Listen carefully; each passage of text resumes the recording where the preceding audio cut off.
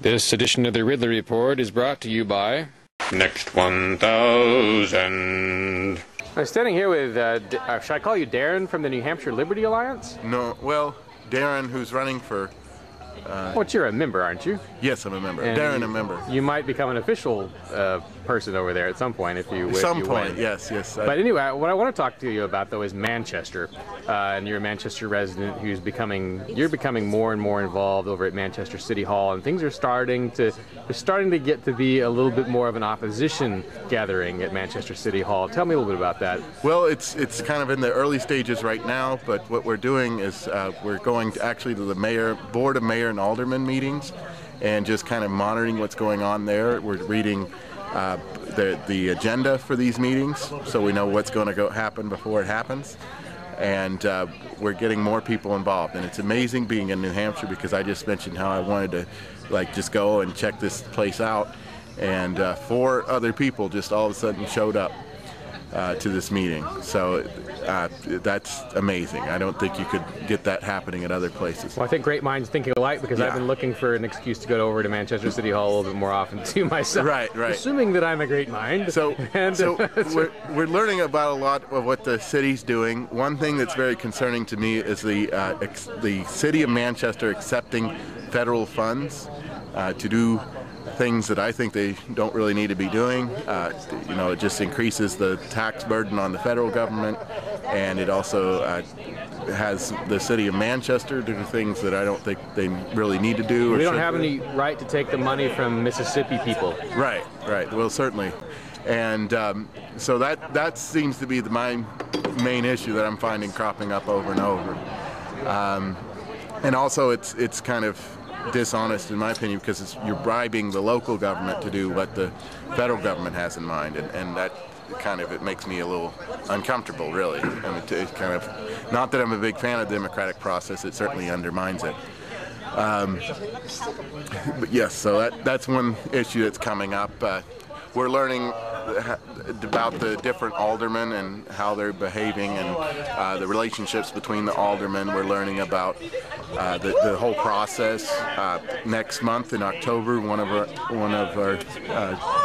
the people here is going to go and actually testify.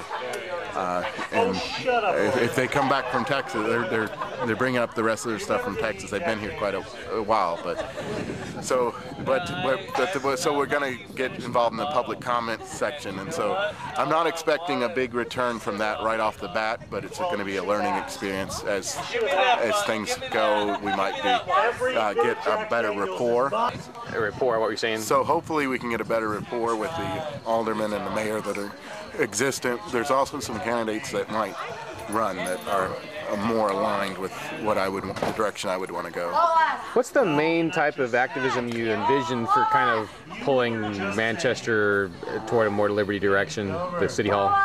The main type, I think, social involvement, which might involve stuff like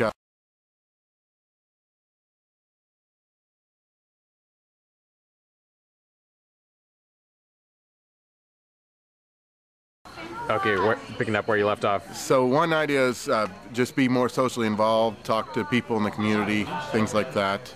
Identify people who might agree with us on a certain issue and motivate those people. That's one thing that I have in mind. Also, I think especially on the local level, letters to the editor could be very effective, or much can be done. We have some candidates we want to run, and so that could be a big step, but then for that to have a big payoff, I think it's going to take years.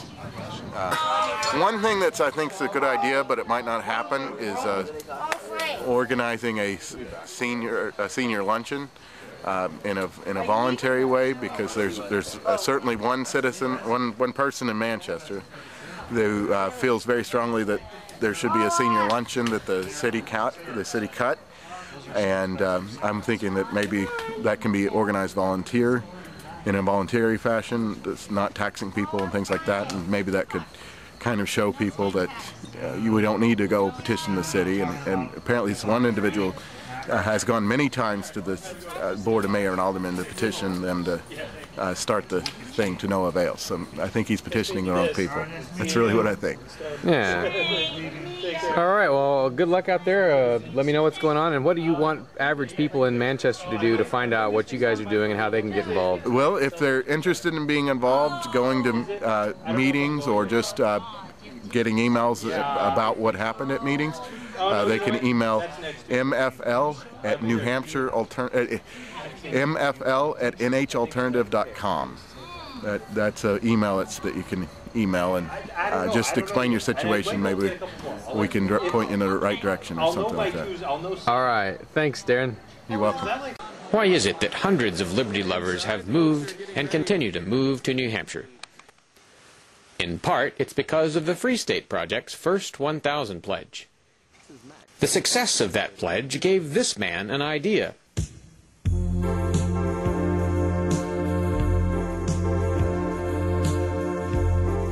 Max Abramson of New Hampshire is starting what he calls the Next 1,000 Pledge, designed to get another 1,000 Free Staters into New Hampshire by 2011. To find out more, visit pledgebank.com/next1000. Freedom is pretty.